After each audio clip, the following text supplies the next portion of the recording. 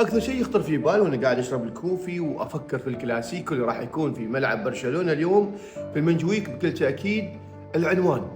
خطر في بالي هذا العنوان يا جماعه، مباراه رد الاعتبار سواء من برشلونه او ريال مدريد. ريال مدريد رد الاعتبار بعد 3 هزائم متتاليه في هذا الموسم.